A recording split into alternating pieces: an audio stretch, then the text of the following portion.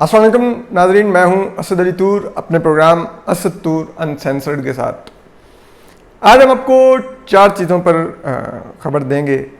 एक तो नूर मुकद्दम केस में कुछ बड़ी ही परेशान कुन इतलात हैं मुल्ज़िम ज़ाहिर जाफ़र के बारे में, जिस दरिंदे ने नूर मुकद्दम को मर्डर किया है। उसके बड़ी परेशान कुन इतलात हैं, वो आपको बताएंगे कि जेल में क्या वो उसके मशागिल हैं। और इसके अलावा हम आपको ये भी बताएंगे आज के जस्टिस काजी फाइसा की सेहत कैसी है, वो हम आपको डेली अपडेट कर रहे हैं।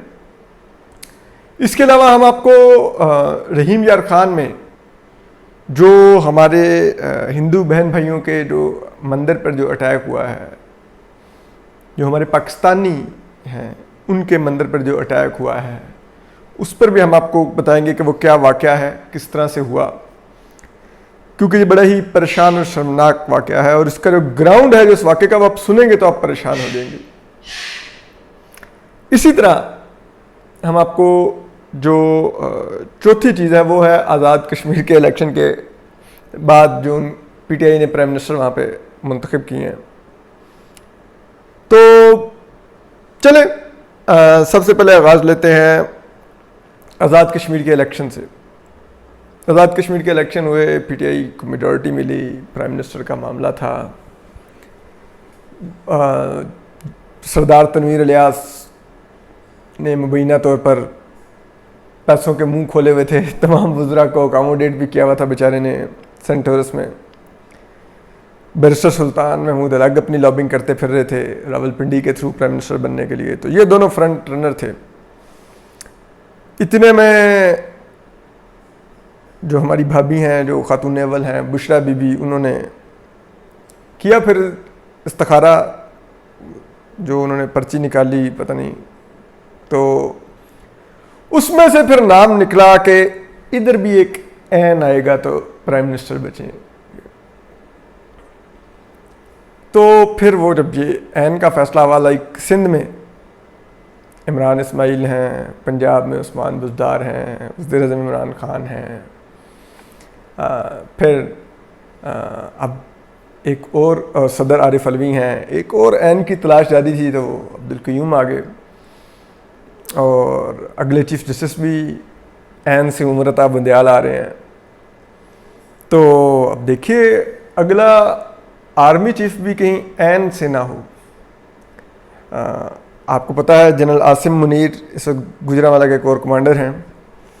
हालांकि कुछ और लोगों के नाम तो बहुत ज़्यादा प्रोमिनेंट हैं, लेकिन फिर अगर ऐन निकल रहा है तो फिर ऐन तो जनरल आसिम मुनीर का निकलता है। लेफ्टिनेंट जनरल आसिम मुनीर हैं, और शायद इसी ऐन को मद्देनज़र रखते हुए उनके ख़िलाफ़ किसी ने वो झूठा एक मास्टर टेक्सटाइल वालों का ख़त भी चलवाया था, जो कि मुकम्मल तौर पर झूठा था। लेकिन वो शायद पत्थर बाहर से नहीं आया था जनरल आसिम मुनीर के ख़िलाफ़। तो बहरहाल, तो अगर ऐन देखा जाए तो फिर हमें तो लेफ्टिनेंट जनरल आसिम मुनीर बड़े फेवरेट लग रहे हैं अगले आर्मी चीफ के लिए। फिर ऐन की मुकम्मल हो जाएगी, सदर, आर्मी चीफ, चीफ जस्टिस, वज़ीर-ए-आज़म, ऐन मुकम्मल हो जाएगी। तो बड़ा फिर इतना मुबारक इसम बन चुका है इस्तिखारे में, ये इमरान खान साहब के लिए बुशरा बीबी निकाल रही हैं हमेशा। तो देखते हैं अगला आर्मी चीफ कौन होता है। बड़ा दिलचस्प हो जाएगा, क्योंकि ये अब अगले साल ही नवंबर में जनरल कमर जावेद बाजवा इस एक्सटेंशन के बाद रिटायर हो जाएंगे। तो देखते हैं, बड़ा दिलचस्प है, क्योंकि ये अगले इलेक्शन और बहुत सी चीज़ों के लिए बड़ा मैटर करेगा। गो के जनरल आसिम मुनीर को वज़ीर-ए-आज़म इमरान खान ने DGI से बनने के कुछ माह बाद ही उनकी पोस्टिंग हो गई थी। वज़ीर-ए-आज़म इमरान खान ज़रा ये कहते हैं कि इतने उनसे खुश नहीं थे। उन्होंने उनको कुछ PMLN की तोड़ फोड़ में उनसे मदद मांगी थी, जो कि जनरल आसिम मुनीर ने करने से, ज़रा ये कहते हैं, लेफ्टिनेंट जनरल आसिम मुनीर ने इनकार कर दिया था। तो जिसके बाद उनको तब्दील कर दिया गया था। तो ये एक बैकग्राउंड है। इसके बाद अब हम आगे आते हैं। चलें आपको जस्टिस काजी फाइसा की सेहत के बारे में बता दें। कल उनके कोरोना टेस्ट गए थे, आज रिपोर्ट आनी है उनके और मिसेस सरीना ईसा के। तो वैसे वो मुकम्मल तौर पर अब तकरीबन 99% या 95% आप कह लें कि वो नॉर्मल है। ऑक्सीजन लेवल नॉर्मल है उनका अल्हम्दुलिल्लाह, खा रहे पी रहे वो नॉर्मल हैं। जो उनको नोज़ल्स के थ्रू जो मसनूई तौर पर कुछ ऑक्सीजन की एड दी जा रही थी वो भी अब हटा दिए गए हैं, वो सांस भी नॉर्मल ले रहे हैं नॉर्मल तरीके से मुकम्मल। और अपने तमाम अमले से और फैमिली मेम्बरान से वो टेलीफोन पर बातचीत भी नॉर्मल कर रहे हैं। तो इसलिए हम उम्मीद करते हैं कि इंशाल्लाह वो जल्द ही घर आ जाएंगे। कल उनके पहले आने का बहुत ज़्यादा इम्कान था कि वो शायद घर चले जाएं, लेकिन फिर उनकी कोरोना टेस्ट के लिए उनको रोक लिया गया कि आप रुक जाएं, जब कोरोना की रिपोर्ट आएगी फिर देख के दोबारा से हम डॉक्टर्स ने, जस्टिस कादिर फ़ाइसा ने इत्तफाक़ किया कि हम फिर उस वक्त तय करेंगे कि आपको घर जाना चाहिए या अभी कुछ दिन और क़याम करना चाहिए। तो ये तो जस्टिस कादिर फ़ाइसा की सेहत के बारे में अपडेट थी। इसके अलावा जो तीसरी है वो है रहीम यार खान में एक, आप कल से देख रहे हैं वीडियो, एक जो मंदिर है उस पर अटैक हो रहा है, सैकड़ों लोग हैं उसमें तोड़ फोड़ कर रहे हैं बेशर्मी से। और फिर बाद में उन्होंने सखर मुल्तान मोटरवे भी ब्लॉक की 3 घंटे के लिए, किसी ने उनको कुछ नहीं कहा।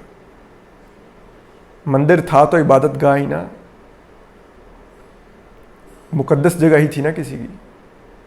हम आपको इसका ये बैकग्राउंड बताते हैं कि ये वाक़या हुआ किस तरह, लेकिन ये तो सोचिए कि हज़ूर सल्लल्लाहु अलैहि वसल्लम रहमतुल आलमीन है,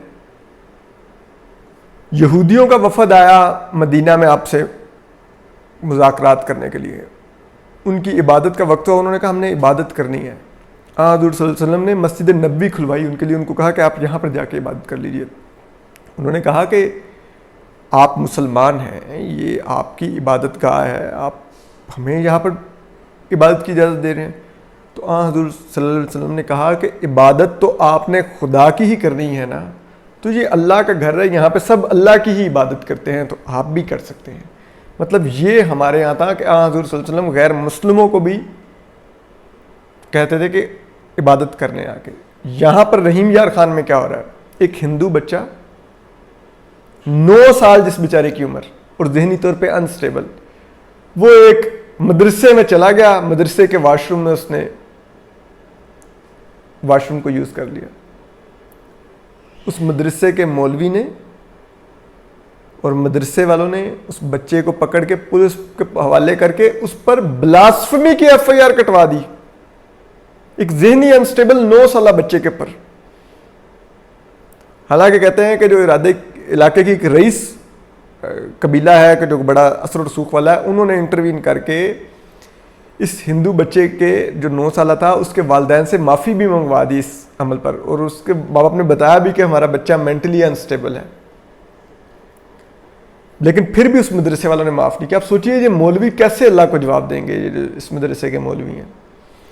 फिर कोर्ट ने उस बच्चे को जमानत दी कि 9 साल का बच्चा जहनी तौर पर अनस्टेबल और जहनी तौर पर माजूर है, और आप लोग उसको इस बात पर ले आए हैं कि उसने मदरसे में किस तरह, मतलब फिर वो कहते हैं कि एक सुमरो कोई उधर कबीला है, उन्होंने फिर ये किया कि उन्होंने मस्जिद में ऐलानात करवाए, लोगों को भड़काया, और फिर वो सैकड़ों लोग लेके पहुंचे।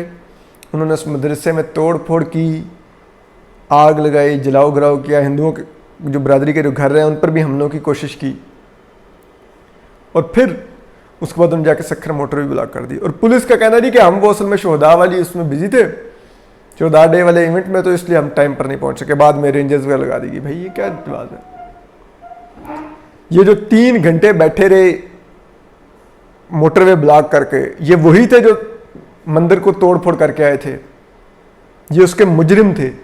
आपको इनमें से एक को भी मोटरवे से घर नहीं जाने देना चाहिए था, सारे के सारे गिरफ्तार करके अंदर फेंकते और सब पर ब्लास्फेमी का केस लगाते।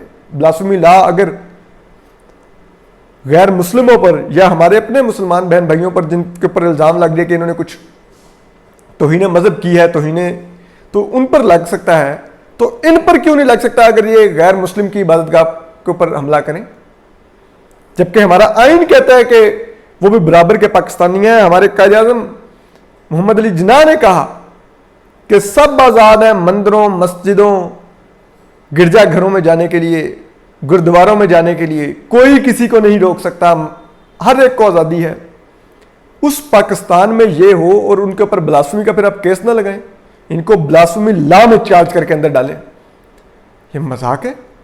आप सोचिए, हजूर सल्लल्लाहु अलैहि वसल्लम मस्जिद नबवी जो खाना काबा के बाद हमारे और के बाद हमारे लिए बहुत ही मुकद्दस है सऊदी अरब में, उस मस्जिद नबवी जो जहां पे हजूर सल्लल्लाहु अलैहि वसल्लम का आज उधर मज़ार भी है, उनका जिस्ते खाकी वहां पर दफन है, उस मस्जिद नबवी को उन्होंने खोला यहूदियों के लिए। यहां पर एक हिंदू बच्चा 9 साल का ज़हनी माजूर अगर वॉशरूम के लिए चला जाए तो वो तौहीन मजहब होगी, उसके ऊपर ब्लास्फेमी की एफआईआर कटेगी 295C की, एक 9 साल ज़हनी माजूर बच्चे पर। यह हमारी इंसानियत है, यह हमारी इक़दार है। फिर इसके बाद हम अब आते हैं आखिर में नूर मुकद्दम केस की तरफ। इसमें कुछ बड़ी परेशान कुन इत्तलात हैं, लेकिन सबसे पहले हम आपको बताते हैं कि आज जो अदालत है उसने नूर मुकद्दम के वालिदैन की ज़मानत खारिज कर दी है। नूर मुकद्दम के वालिदैन के वकील जो उनसे हैं वो रिजवान अब्बासी साहब हैं, राजा रिजवान अब्बासी। खैर हम ये नहीं कहते हर इवन के मुजरिम भी हो तो उसको हक हासिल है कि वो अपनी कानूनी मुआवनत के लिए वकील करे, वकील उसको मिलना उसका हक है, और अदालत में ताकि उसको फेयर ट्रायल मिले। हम नहीं समझते कि मुजरिम है तो उसके दूसरे हकूक ख़त्म हो जाते हैं जो उसको आइन ने दिए हैं, वो उसको हक हासिल है।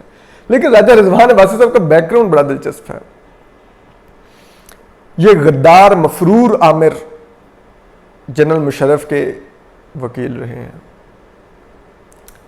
ये जमात दावा लश्कर तैयबा वाले हाफिज सईद के वकील रहे हैं, ये मुंबई हमलों के मुल्जिम ज़कीर रहमान लखवी के वकील रहे हैं। ये जो बच्ची तैयबा जिसको घर में टॉर्चर किया था, घर में घरेलू मुलाजमा थी एक जज की बीवी ने, और जज ने, ये इधर इस्लामाबाद में, उसके भी यही वकील थे उस जज साहिबान और उसकी बीवी के। अब ये एक दरिंदे ज़ाहिर जाफर के वालिदैन के भी वकील हैं, तो इनका ये बैकग्राउंड बड़ा दिलचस्प है। यही ज़ाहिर जाफर के वालिदैन के ताल्लुकात भी इस्टेब्लिश करता है, क्योंकि उनके बारे में आता था कि वो बहुत बड़े बिजनेसमैन हैं, कंस्ट्रक्शन का करते हैं और बड़े लेविश डिनर्स फेंकते हैं। यहाँ पे इस्टेब्लिशमेंट, ब्यूरोक्रेसी और सियासतदानों की एक बड़ी एलीट आती है वहाँ पर। तो अब फिर जिस किस्म का उन्होंने वकील किया है वो उनके कनेक्शंस को मज़ीद बता रहा है। इसी तरह अब इन्हीं कनेक्शंस की बुनियाद पर अब ज़ाहिर जाफर जो लाइफस्टाइल एंजॉय कर रहा है जेल में, जो दरिंदा है जिसके बारे में शेख रशीद कहते हैं कि मेरे बस में हो तो मैं इसको गोली मरवा देता, ये हमारे मुल्क के वज़ीर दाखिला फरमा रहे हैं। ठीक है, उन्होंने कहा बात क्योंकि मीडिया में बड़ी आ गई है और फिर ये और वो, ठीक है, मतलब वो जस्टिफाई कर रहे हैं एक्स्ट्रा जुडिशियल किलिंग्स को कि वो ये करवा सकते थे। इमरान साहब कहते हैं हमारे वज़ीर आज़म है कि मैं इस नूर मुकद्दम के वालिदैन को इंसाफ दिलवा के रहूँगा, ये वो। पहली बात तो ये वो कहता है ज़ाहिर जाफर के घर में उस दिन ढोल बाजे बजे के इमरान खान ने कह दिया कि वो नूर मुकद्दम को इंसाफ दिलवाएगा, क्योंकि इमरान खान से ने पहले साहिवाल के जो 3 बच्चे थे मासूम जिनके सामने उनके पेरेंट्स को शहीद कर दिया गया, उस पर भी इंसाफ दिलवाना था। और फिर बाद में वो सारे बरी हो गए थे, वो जो मारने वाले सीटीडी के और एजेंसियों के एहलकार थे। अब इधर भी इमरान खान साहब साथ खड़े हो गए हैं। तो अब जो ज़ाहिर जाफर के जो कनेक्शंस हैं जो हमने आपको बताए हैं बड़े तरीके से, उनके वालिदैन के वकील के बैकग्राउंड पर, उन कनेक्शंस की बुनियाद पर ज़ाहिर जाफर कर रहा क्या है? ज़राए ये इल्ज़ाम लगा रहे हैं कि ज़ाहिर जाफर के पास जेल में मोबाइल है, ज़ाहिर जाफर को डेली लेविश खाना भिजवाया जाता है उसकी पसंद का, जहाँ से वो खाना चाहे। इसके अलावा आप ज़ाहिर जाफर को देखें, अदालत में आता है तो डेली ज़बरदस्त किस्म की इस्त्री हुई, पैंट शर्ट पहन के आता है, डेली इसके बाल बता रहे होते हैं कि उसने फ्रेश शावर लिया हुआ है। आपने कभी किसी भी कत्ल छोड़े किसी छोटे मोटे जुर्म में पकड़े हुए शख्स को देखा है कि वो आता हो तो इस तरह का उसका लाइफस्टाइल हो कि वो साफ कपड़े पहन के शावर लेके तैयार होके डेली आता है और पुलिस उसको प्रोटोकॉल दे रही थी, जाहिर आराम से ठोकर ना लग जाए, जाहिर बड़ा काबिल बच्चा है जी, ये पुलिस वाले बता रहे हो। किसी और मुजरिम के साथ आपने ये होते देखा जो ट्रीटमेंट जाहिर जाफर को मिल रही है, और ऐसी ट्रीटमेंट के बाद वज़ीर-ए-आज़म इमरान खान और शेख रशीद कह रहे हैं कि हम नहीं छोड़ेंगे, इस केस को मंतकी इंजाम तक पहुंचवाएंगे और इसको सजा दिलवाएंगे। ये सजा मिलनी है जहां पे जो पुलिस जिसने प्रोसिक्यूशन करनी है, जिसने उस केस को तैयार करना है पूरा, वो मुजरिम जाहिर जाफर को ये ट्रीटमेंट दे रही हो। जाहिर जाफर के वालिदैन पहले दिन आए तो अदालत में तो उनको हथकड़ी तक नहीं लगी हुई थी, ठीक। और आप देखिए कि जाहिर जाफर के वीआईपी कहा कि पिंडी डयाला जेल में अब वो जुडिशियल रिमांड पे हैं। वो कहते हैं मेरे सर में दर्द हुई है, पुलिस इस्लामाबाद के पिम्स अस्पताल में लेके आ गई। वहाँ पे डॉक्टर्स ने उनका मुआयना किया और डॉक्टर्स का जरा ये बताते हैं कि पिम्स के डॉक्टर्स का कहना है कि ना तो उनका ब्लड प्रेशर कोई हाई था, ना उनका कोई शुगर लेवल का इशू था, पता नहीं उनको फिर सर में दर्द किस तरह होगी और किस चीज़ की होगी। और पुलिस के लिए देखिए, क्या वो अडयाला जेल में कैद हर कैदी अगर शिकायत करे कि मेरे सर में दर्द है, उसको पिम्स लेके आते होंगे? वो तो वहाँ पर भी उसको गोली नहीं देते होंगे, इसको पिम्स में चेक करवा रहे हैं। क्यों? जाहिर जाफर है, पैसा बोलता है, ताल्लुकात बोलते हैं उसके वालिदैन के, ठीक। तो आप देखिए कि ये कितना अफसोसनाक है, इस मुल्क में कितना अफसोसनाक है।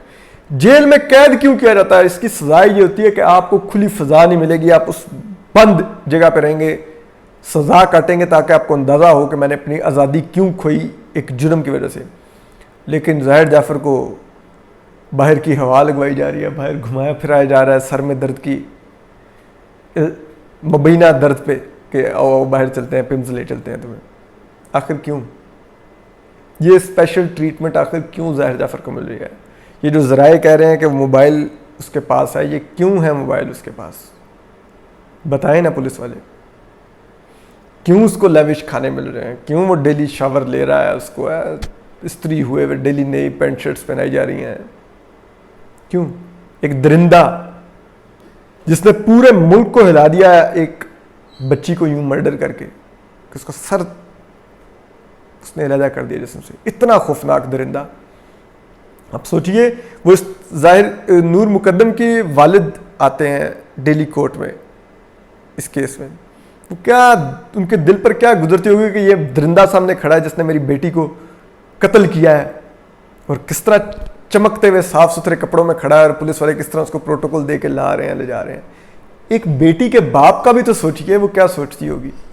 ये है हमारी पुलिस, ये है वो इंसाफ कर रहे हैं आप लोग।